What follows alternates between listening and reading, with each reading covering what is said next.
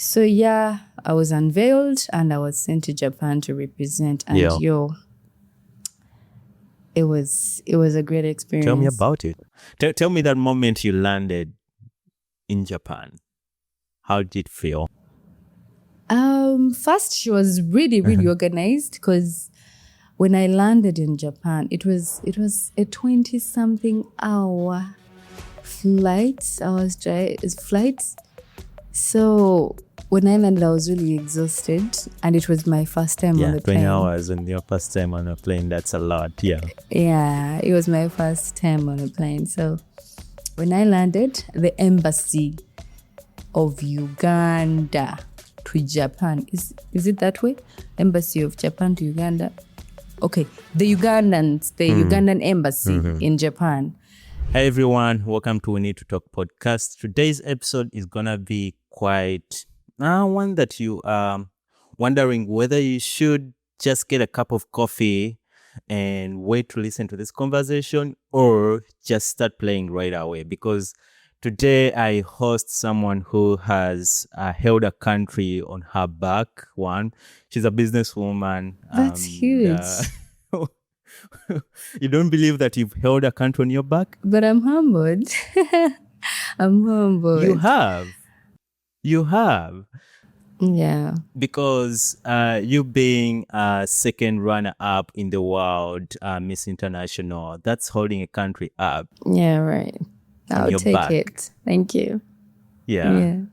But beyond that, and beyond all the titles that she will be telling us about, that she has had in spotlight in this world, there's a deeper story about her identity, how she has dealt with pressure, and what it really means to grow herself in this world that everyone is watching. So in this conversation, we are going to go beyond just talking about who she is and why she does what she does, but we're going to unlock the essence of finding your purpose, building a business from, I would say, talent and passion, because we have very many young adults who are passionate about what they do, but they can't build a business out of it. So without further ado, Evelyn, welcome to We Need to Talk podcast. Thank you. I'm happy to be here. How are you? I'm good. Thanks. How are you? I'm good. What are you grateful for today? First, I'm grateful for being here, being hosted by you. And I'm grateful for life and for what God has given me so far. So yeah, I'm grateful for so many things. Yeah. And one of them being life. One of them being life, almost. Yeah. Yeah.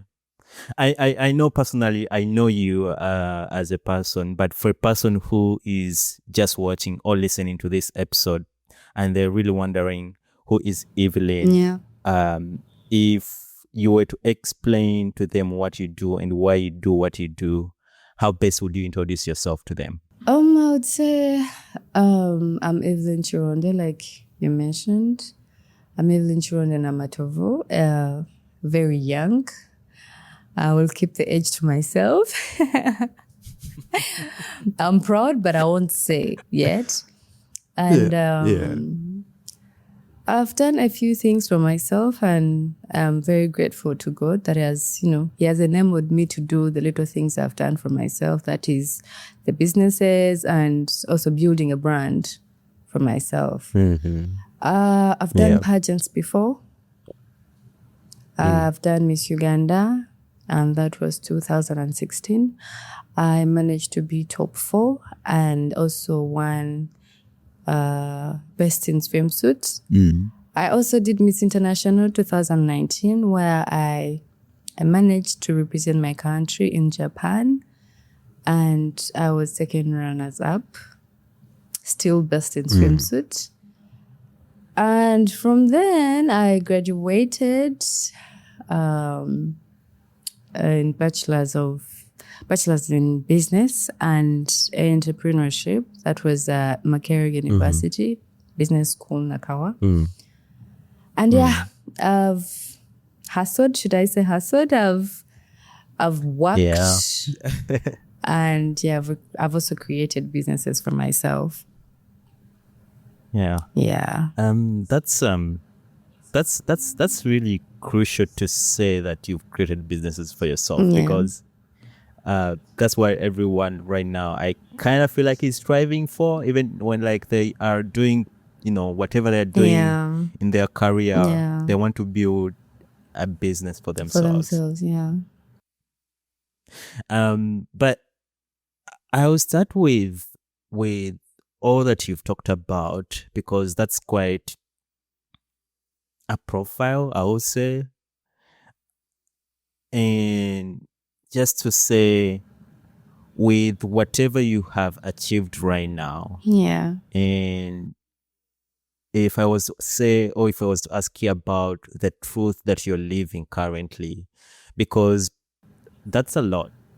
It is. That's a lot. I feel like it's not yet a lot. Is. I feel like I'm you just still getting want started. More? Yeah, of course. Ooh. I still want more. If we were like on an entertainment show, would have put those drum rolls. Oh, really? I'm just started. Yeah, I feel like I'm just getting started. Well, the start is not that bad, but I feel like there's a lot more I need to do, or a lot more I want to achieve. Yeah. Mm-hmm. What does it mean to be a woman of your stature in the country that we are living in right now? That's broad. It means a lot. Because you get to be a role model for so many young girls, and it takes a lot to be the woman I am in my country right now. It takes some courage. It takes like resilience. It takes patience. It takes a lot of growth, basically. So I should say it feels good, and it feels like an honor to be who I am at this point now in my country. What have you gone through that has shaped the Evelyn that we are seeing today? Because you say it takes resilience, it takes a lot to be the woman that you are. What are some of the things that Evelyn has gone through that you remember vividly, that they just come off your mind right now, and you're like, I remember that moment that I went through? Having goals, and you're a woman in a country where people, I don't know, perceive beauty queens to be, okay, let me put it the way it's supposed to be, like whores or something. It's very challenging. It is very challenging. That's why I said it takes a lot of like resilience, because everything you're striving to do as a beauty queen first, there's a way society perceives everything you're achieving. There's a way men in the society want to relate with you, because they think that's what you are. And because you have goals that you want to achieve, they believe you should go through a certain path to get there. So it takes a lot of patience, a lot of resilience, and growth and, strength to stand as a woman and win without any men behind, your success. Regardless of the fact that society believes if a lady or a girl goes through pageants, that's the route. That's where they're facing. So it is very challenging, and that has really shaped me into the woman I've become. I've always told myself, I won't only be a pretty face. I have to achieve what I want to achieve with just not with my my face and the physique that people take to be so nice, but with also my brains. Using my brain to achieve the same way men achieve without going through other corners. Right. Yeah. you've talked about how people perceive beauty. They're called beauty pageants. Yeah, beauty pageants.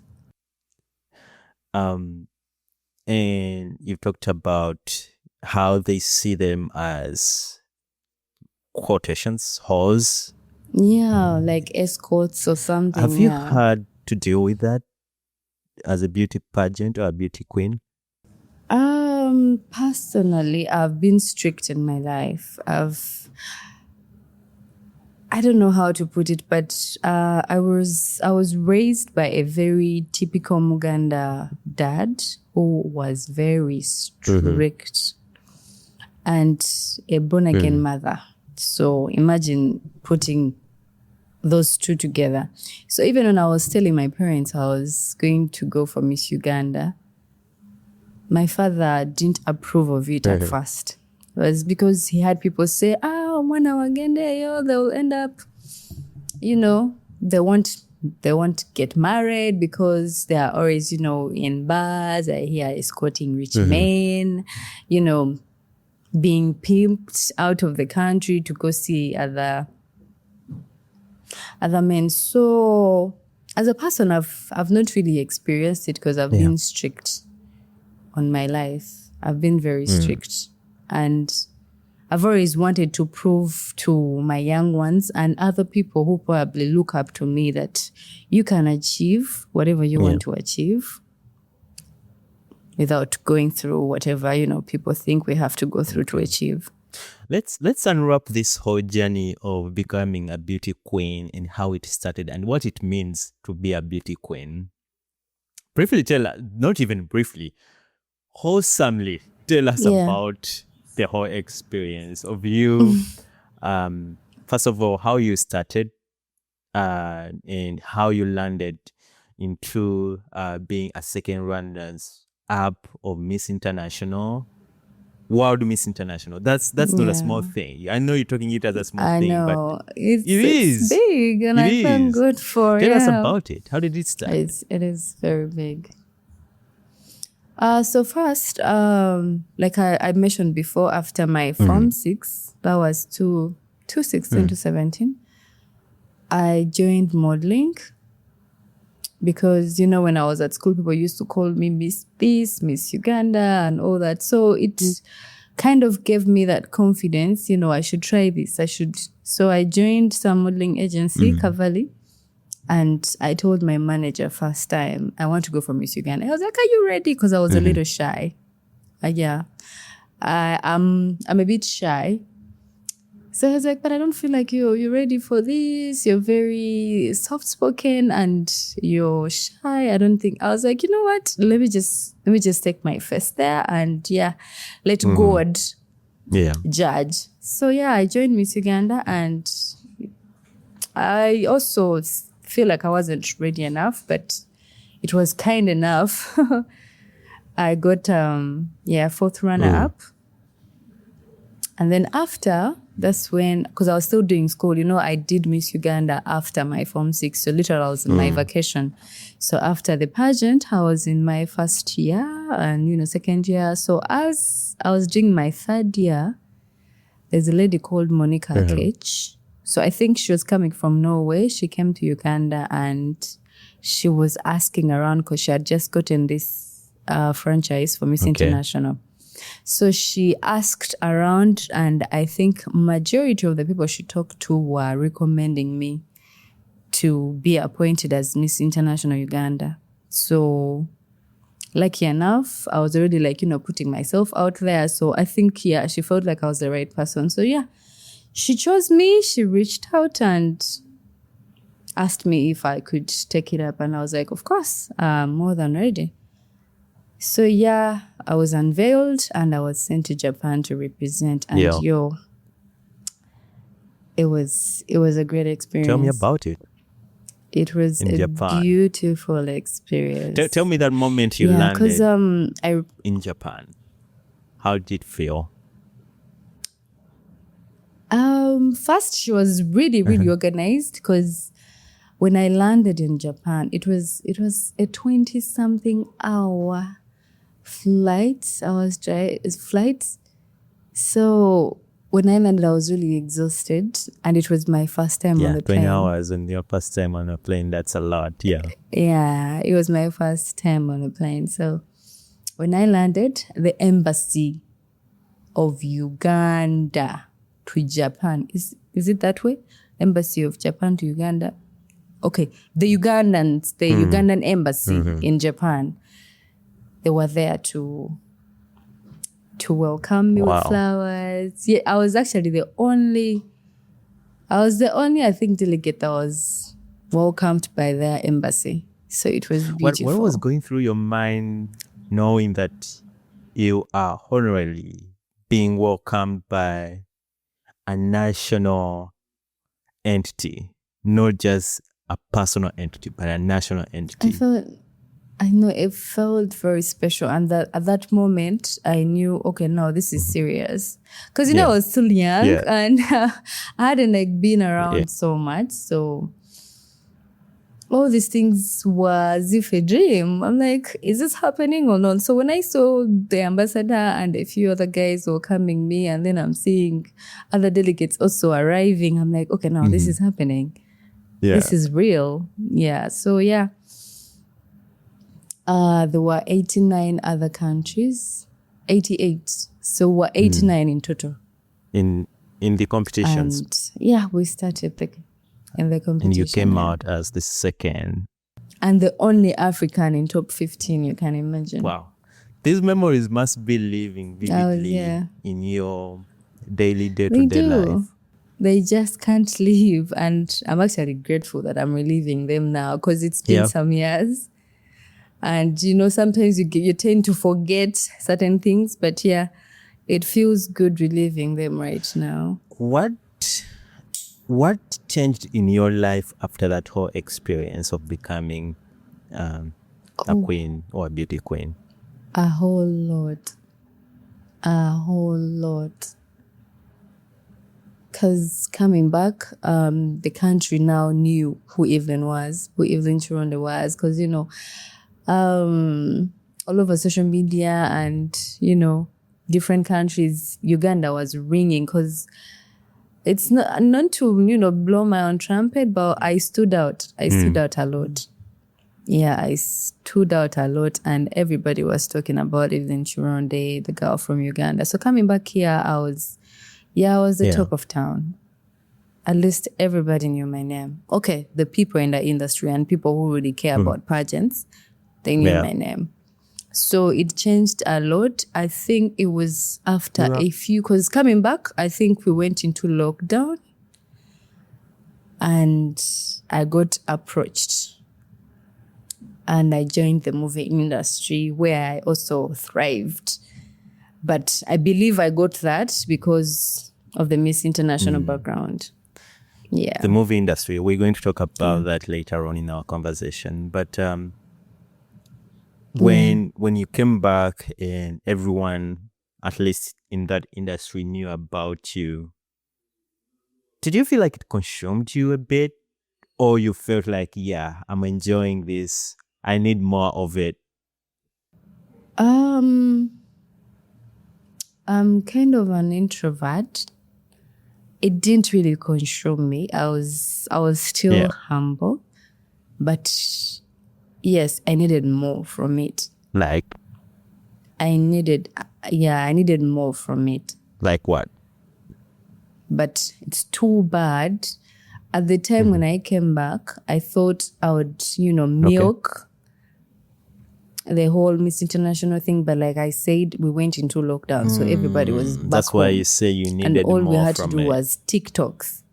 Okay. Yes, I think I didn't milk it as much as I should have.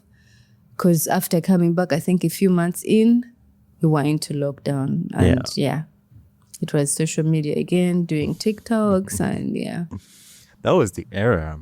So I didn't get enough from it. But at least I got a role in a series, prestige series. So it kept me going. What would you say was the hardest moment during this whole experience of becoming Miss International?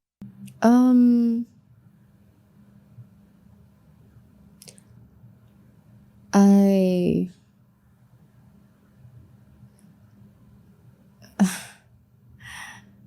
didn't have any challenges there, but I feel like coming from a small, is it okay to them? Maybe coming from an African country sometimes. Yeah.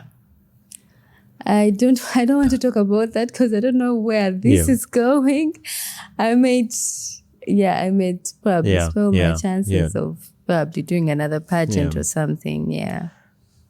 Hopefully, yeah. But I do get what you mean. But yeah, it wasn't a bad experience. I do get what you mean by that. Yeah.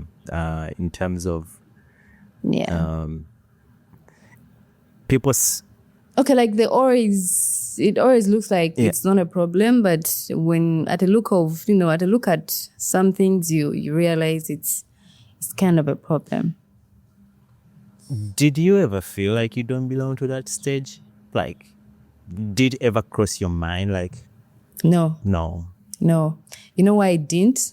I think probably crossed after the competition, but when the competition was happening, it never crossed my mind because since I stood out, I had a lot of attention and every poll was predicting me to be the winner. So I felt like I had it. And every time I used to walk out, like my fellow, contestants used to tell me, Uganda, you're so beautiful. You should get your shit together. Excuse my French.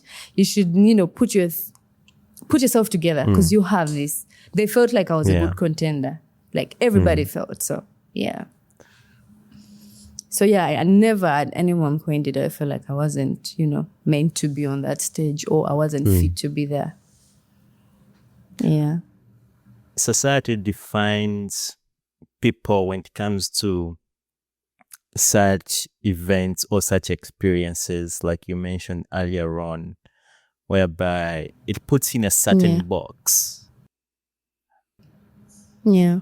I'm just wondering how you manage to get out of it in terms of like you not dwelling so much on pushing towards that box. Like, okay, let me get deeper into that box. But you expounded and went outside it, even when you still like acknowledging that, okay, this is me, this is what I am, but I can still do more. How did you do that? Yeah. I think it's self-reflection. I know where I'm coming from and I know exactly what I want to be. So like drilling so much on one thing can never cut it, In life you have to, like when we're still kids, they used to, teach us when you're crossing the road, you have to look left, right, and then back left, and then right, and then cross. So yeah, the self-reflection of, everything that is happening in your life and what you want to be, really, it helps that.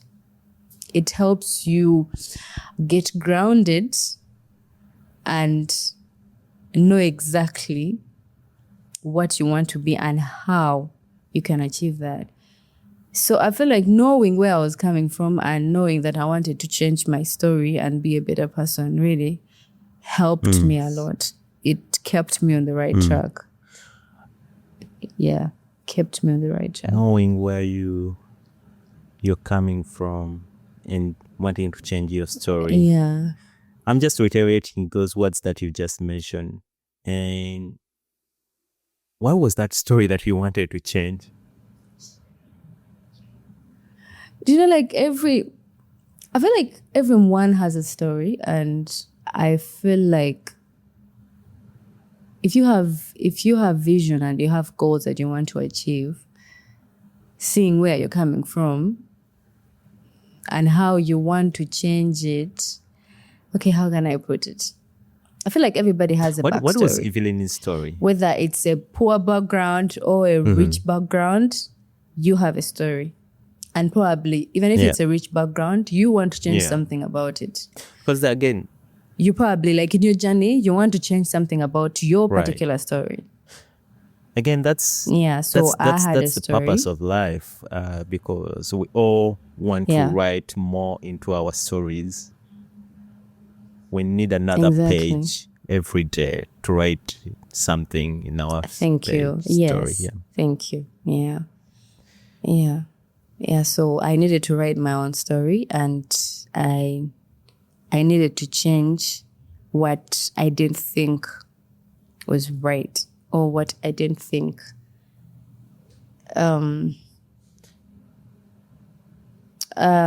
what I didn't think was, right. Yeah. What do you think wasn't right? A lot of things. I should say I thank my dad a lot for working hard and, putting us through the good schools that we went to. Not so many people from my family have gotten a chance to go to the schools we've been to. So seeing that, and also looking at your own family, you're like, okay, so if my father's managed to do this, what else can I do to change everything we have, in the backgrounds, in our origin? What can I do to change everything for everyone in my family and, everybody else around us? Yeah. Yeah. You studied business in school. Yeah. What prompted that choice? Because you could have gone with various areas of study, but you chose business. One, I performed well my senior six, so I got government sponsorship. So when you do that, most of the times they have given you a course that you're supposed to do. Yeah? So yeah, I was given entrepreneurship and business management. Yeah. So it wasn't your decision, not decision. It wasn't your ultimate goal of studying business. It was because I of would say it was the direction, because in my HSC I did entrepreneurship and I performed well. So probably even the person that was giving me this course to do at campus looked at my grades in entrepreneurship, because I didn't do economics. So yeah. I wasn't going to find myself in like business. How is it called? Business administration. Yeah. So it was the most obvious. And also I like entrepreneurship. I've always done businesses even when I was still at school. Okay. So I would say it was the right direction. And I'm glad the person that, chose for me chose the right thing for me. What was your first business in school that you did? Since I was doing entrepreneurship, we had it's called Paper 3. So we used to do chapatis. Okay. Like weekends, yeah, we used to do chapatis, and I used to cook pilau. So we used to sell, and I was the vice chairman. Wow. I was the vice chairperson, yeah. That's amazing. Like from the start, Yeah. you just locked in Like, to get. Yeah, I want to see the cash. I want to see money. Yeah, so yeah, we used to sell chapatis and pilau. Yeah. Yeah. What would you say is really Uganda's problem when it comes to having that culture of early businesses, like you starting at an early stage to do business? Because one of the things that I think I've realized is we have ideas. I mean, we're innovative. Every country, not every country, the world knows that, like, Uganda is that innovative country. But we start that later on, 18, 16, 19, 20, 30, that's when you wake up to start that business. I feel like it's the system, really. I feel like it's the system. It's the system here. Because, people go through school up to about 23 years, 22, 23, the earliest. Yeah.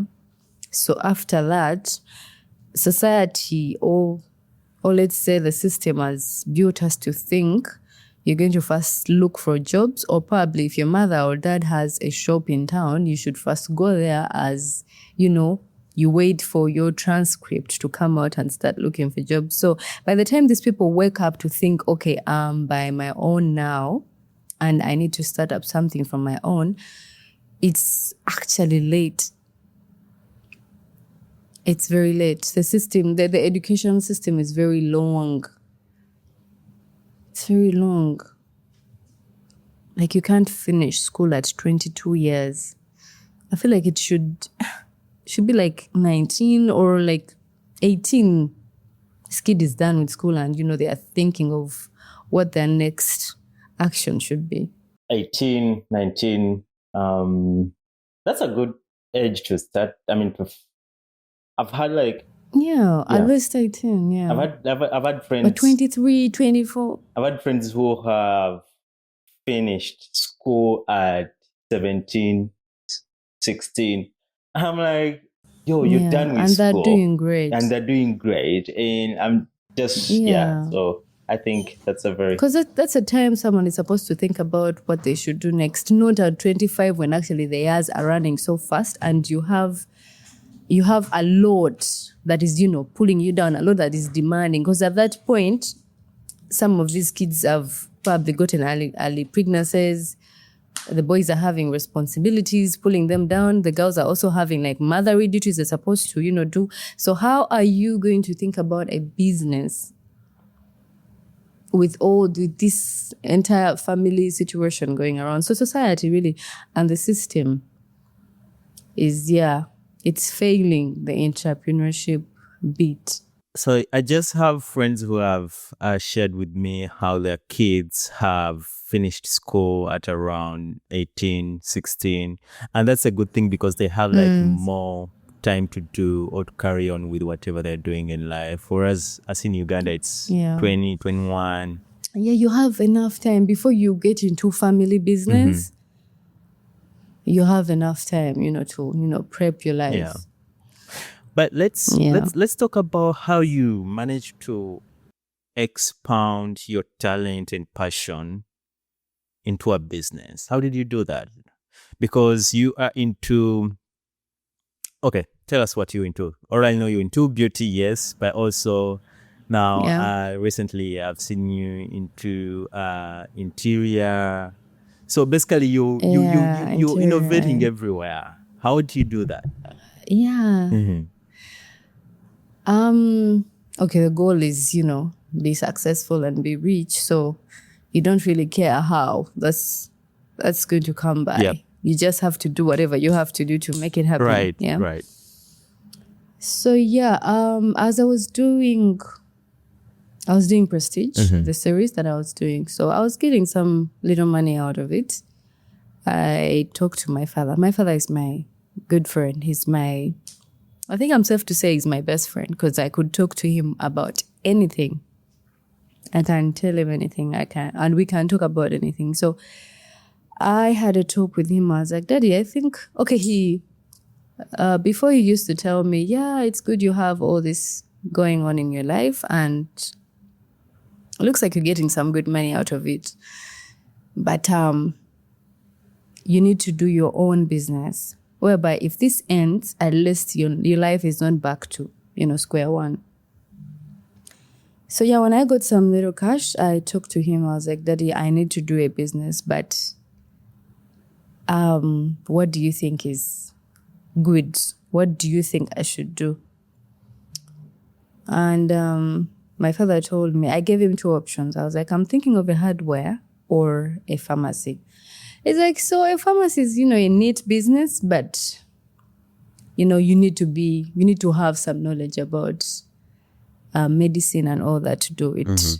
So it's like, you're just not going to invest in it and, you don't know anything or, to prescribe, you don't have a license and all that. So a hardware it was. So at that time, I did the hardware as I was doing the Prestige series. it happened, and Prestige ended a few years later. The business was ongoing, and it was fairly good, really. So now, since now the source of income was done, I was only like depending on this and some rentals. And I think I started, getting a lot of money from the hardware, and I wasn't putting back as much as I had to keep it going. So the capital dropped from, let's say, 70M to like 20. So around there, actually, when I was still doing Prestige, I used to tell myself, since I represent beauty, I need to have a business that I can sell. Right. Something I can sell myself. Yes, I know I have the hardware going. It's, it's a man business. It is strong, but I need to have something that I can represent. I need to have something that I can sell with, my own self. So around that time, I thought hard about it. I was like, you know what? Now that I'm not doing Prestige, I have all this time to myself. I'm literally not doing anything apart from, going and, balancing at the hardware and back home. So that's when I thought about getting money from this hardware and do something to do with beauty. So my sister, the one that follows me, she had done makeup before. She was doing makeup. So I was like, you know what? We sat down, the three of us, because we are very close. I'm very close to my sisters. So we're like, let me get some money, and we do a beauty something. Yeah. You do makeup, but then we also have like some lady things that we're selling there. So God was very faithful. I got the money, and we came up with the beauty, Kironde Beauty World, and it's been a success. Yeah, that's amazing. That's really, it's been a success. That speaks to resilience that you mentioned earlier on, because when your capital dropped, you were like, I'm not giving up. I have to keep going. I have to keep find something. Yeah, I need to do something. So if this is not working at this time, what can I do to, get this capital back? Yeah. So, and it was a good try. It was a good risk, getting money out of the other business and putting it in this one. Guess what? The moment I got that money out of the hardware and did the beauty world, in a space of 1 month, had gotten back the money to do actually a bigger hardware. How do you do business to keep thriving? Because for many young adults or young people watching or listening to this podcast, they are running businesses, but every day they're crying. I know it's hard, but what are you doing different for thriving business like yours right now? I must say business has really changed back here. It's not, the usual thing, stock and then wait for customers to come to you, really. It has changed. Things have evolved a lot. So right now it's more to do with the marketing. And remember, I'm coming from a background where I have a brand, I have a name. Yeah. I have capital. I have social capital where to start from, and that's where business has now, gone to. If you're not advertising, if you're not like pushing the business on the social market, you are not going to get any sales. And the business will just be there, to make some, few cash to probably feed on and just pay workers, but you're not really like succeeding as far as business is concerned. So I think the only different thing I can say I'm doing is it's the marketing. Like coming up with strategies, yes, like how to market, like putting the business in people's faces. Yeah.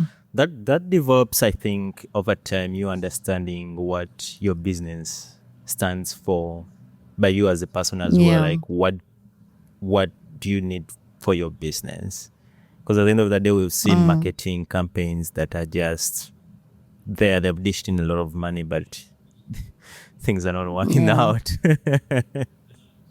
So should we say luck? Because I can't say it's like it still goes back there to... There is something that you're doing that's working. And for you, that's marketing. What is... Yeah, I feel like it's... Yeah, of course, the hard work. Yeah. The hard work, because even the marketing needs... it's now pressure. Yeah. Like pressure on. You don't have to stop. Yeah. So the hard work. And of course, like, praying. Like, you know, believing there's someone that has put you in this place. And they are willing to make sure they see you thrive in it. So, praying hard and believing. And then pushing and pushing and pushing, like never stopping, even when things, you know, we also get slow days. They're always there in business. Yeah. You get slow days, but you just don't have to stop. Let's briefly talk about your movie, Prestige. You know, when you mentioned about Prestige, I just remembered that's the same movie that's the same series that Wanda JR was in, right? Yeah, he was my boyfriend, the doctor. No way. I never finished he it. Was my boyfriend. Because I think it. Like I used to watch it, like in times of like school.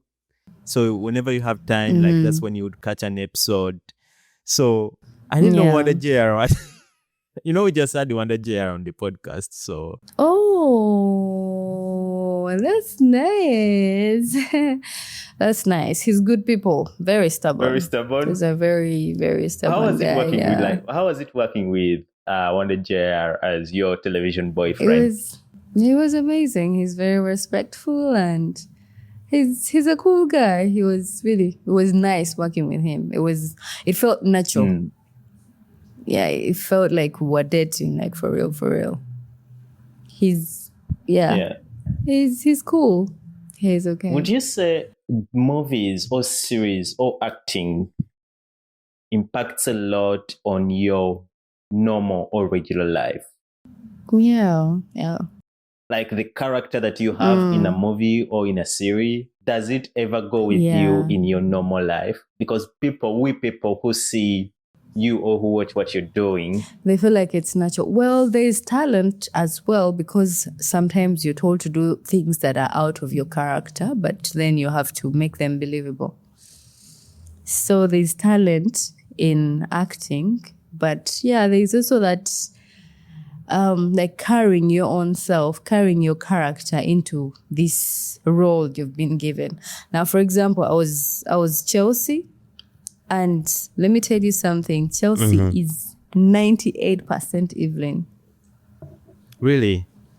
Yeah. Like at some point, I felt like these writers were just reading into my life and just putting it on paper. That's what they do, though. I kind of feel, okay, I haven't acted, and I don't know if I would be a good actor, but like, by the time they choose a character or an actor, I want to believe they feel like it's very close. So, I believe you. I think I believe you because Chelsea is Evelyn all through. Yeah. This girl likes to do suits. Evelyn loves suits. This girl likes business. This girl, she's all about work. Evelyn is all about work. Okay, the only thing they really defy is the fact that Chelsea was very unlucky in love. I don't think I've been that unlucky though. In real life? I don't know. In real life, I don't think Evelyn is that unlucky because Chelsea was very unlucky. She was very unlucky, and I don't wish to be her in that area. But the rest of the other things, I loved Chelsea and I loved acting Chelsea. Yeah. That's amazing. It was an amazing experience, and Do we expect more of you in that world of acting and seeing you in different movies, especially that we are having the industry grow more videographers and cinematographers and writers and shine on Africa when it comes to movie I would love to. industry? I would love to, but it's still a growing industry. I want to believe we are going to, move to a better place. Yeah. Yeah, we want to, actors should earn a certain fee, should, expectations, really, because as far as that industry is concerned, I feel like people put in a lot and they do not get as much as they should. Because you give it your all time. It's a full-time thing, yeah? Yeah. It's a full-time thing. So, yeah. They should get as much as they put in. So, yeah. But I believe you will see me somewhere again. Because it's something I loved to do. Yes. I'll be all ears and eyes out because I think you're very good at this. Let's talk about your health and fitness lifestyle. As a beauty pageant, you have to keep a certain posture. You have to keep a certain image. How does that affect your mental health? That's one.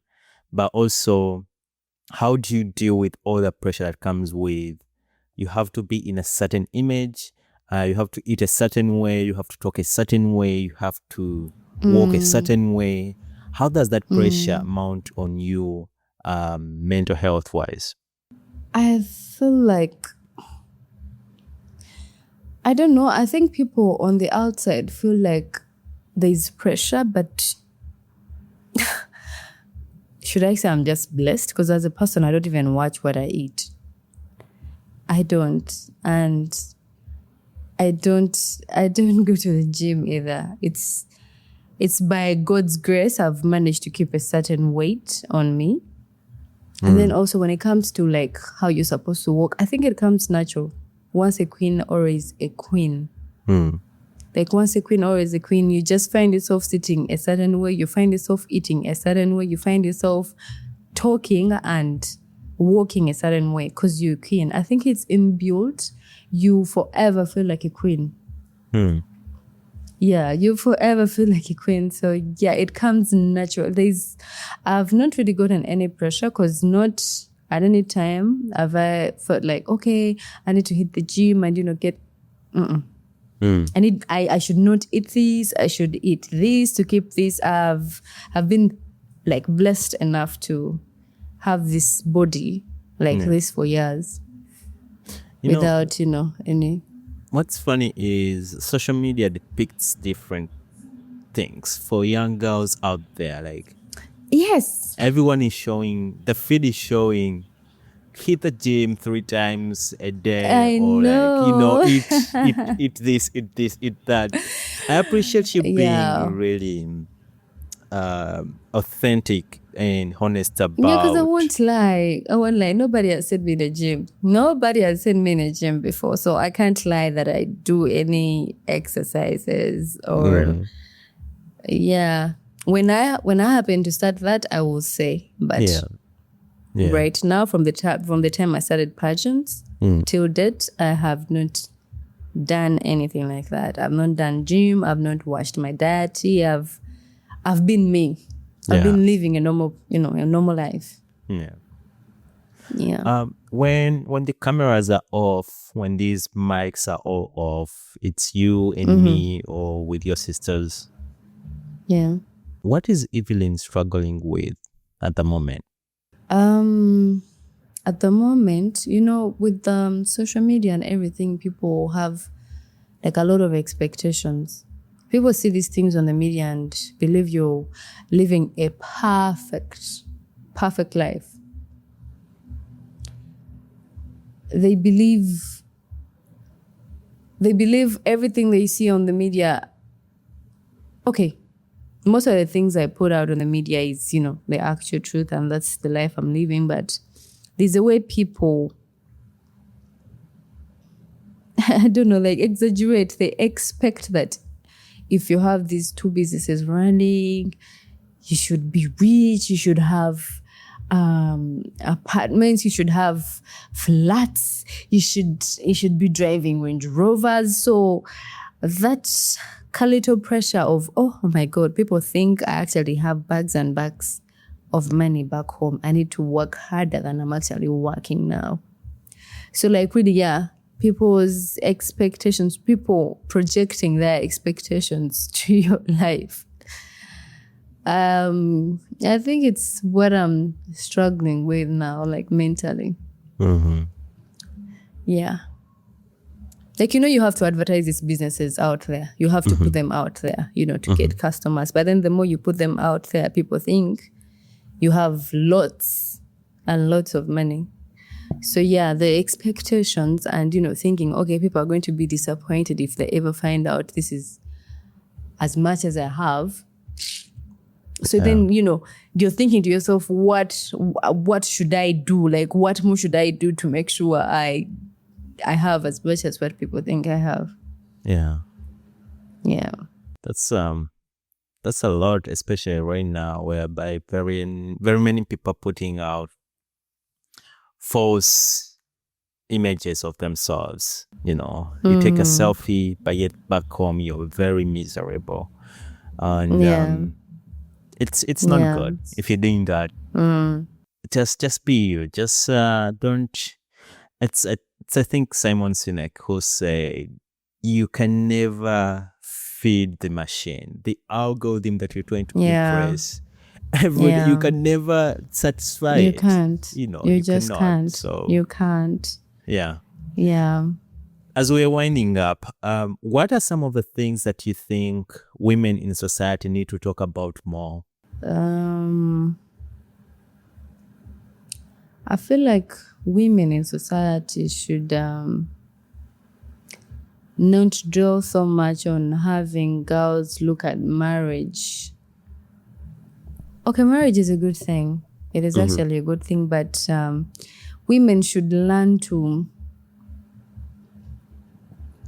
make money, to work. I feel like life is different, whether married or unmarried, with money in it, with work, with businesses running, with something that is happening in your life. So I feel like we should encourage young girls to make money, to work and work and work, and not expect men to change their lives and do things for them. Yeah. Are you hopeful? We should talk about work. Am I? Are you hopeful? Very. I'm very hopeful. Yeah, life is really driven on hope, really. Yeah. It's driven on hope. Yeah. Well, is there anything that we have not talked about that you feel like we needed to talk about? I feel like we've talked about everything there is to talk about. Maybe if you have something you feel like I shouldn't leave behind, willing to. Yeah. The one thing I think we need to finalize with this episode is a question that was left for you by a previous guest, which is, what makes you come alive? What makes me come alive? Throw some shade on that. So basically, I hope I don't misinterpret this guest's question, but I believe he meant, what makes you be human? What makes you feel like you're worth living this life you're living? I think love. Love makes me come alive. Yeah. Okay. I said it. Yeah. Yeah. We all need love. We all want to be loved. Yeah. Yeah. Yeah. Yeah, love and purpose. Yeah. Do you believe in love? I do. 100%. Yeah. Yeah. Do you believe in love? Huh? You're thinking about that? It's very complicated lately. Very, very, very How much so? complicated. How so? Love has become transactional. It's no longer love, like the essence of love. So maybe you're not putting yourself in the right places. I maybe, but if you look at what very many people are defining as love, it's not love. So it's not love. You feel like it's not love. I feel like it's not love. What do you define as love? Love is love. Love is love. Like who can define love? Love. I feel like love is love because someone else was going to tell you, love is caring. Love is honesty. Love is love. It's just love. What would be that one thing that someone would do to show love to you? That okay, this is love. To show that, to make you feel love. I don't know if that question makes sense.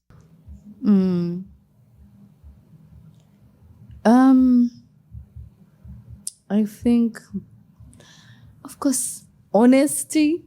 Yeah, okay. Honesty really shows love. To me, honesty.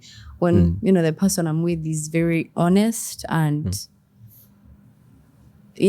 I don't like lies. Yeah. I feel like if I find out just one lie you've said to me, that unproves all the love you've been showing me. Everything now feels like a lie. Everything feels like it's fake and you've been lying to me this entire time. Yeah, so if I sense honesty, I feel like there is love. Yeah, I think that's the epitome of love if we're to define love, because at the end of that day, even if it's been like 20 years, 30 years of love and one lie, just like this can, water down all the years that you've experienced of love. Yeah. So it makes sense. Honesty is a very good answer. What would be your question to our next guest? Your next guest. Is it a male or a female? I have no idea. You don't know? Yeah. Okay. I would ask them to define success. I know success is relative, but I would want them to define success to us. Okay. Yeah. That's a good question. I can't wait to hear whoever answers this question, how they define success. Yeah. Thank you, Eve, for having this moment with me. I feel like thinking it's been one of those conversations that very therapeutic, I would say, but also eye-opening to a person that I know who you are, and also for people out there to understand that if you have passion or talent, you can still expound on that and do more, just like the way you are doing. Right. Thank you. Yeah, thank you so much for coming on the podcast, and thanks for having me. I really had a good time having this conversation. Same here. Yeah. It's been a long time coming, but I've had a good time. Yeah. And thanks for having me here. For those of you that need to find out more about Eve, where do they find you? Sorry, I didn't ask that question. On my social media handles, Instagram, Evelyn Kironde Namatovu. Facebook, same, Evelyn Kironde Namatovu. TikTok, Evelyn Kironde. All right. Thank you guys for tuning in. Thank you for listening or watching wherever you have been listening this episode from, whether it's on Spotify or Apple Podcasts, and those on YouTube if you're watching us live. The other thing is also you can watch us. You can just watch us if you're on Spotify and Apple Podcasts. So things are audio visual either way. Don't forget to subscribe to this channel, because it helps us push the channel to the algorithm, because it's very crucial. That's the only single support that you would at least give us, so that we can keep doing what we're doing. Until we need to talk more, have a good one. Bye.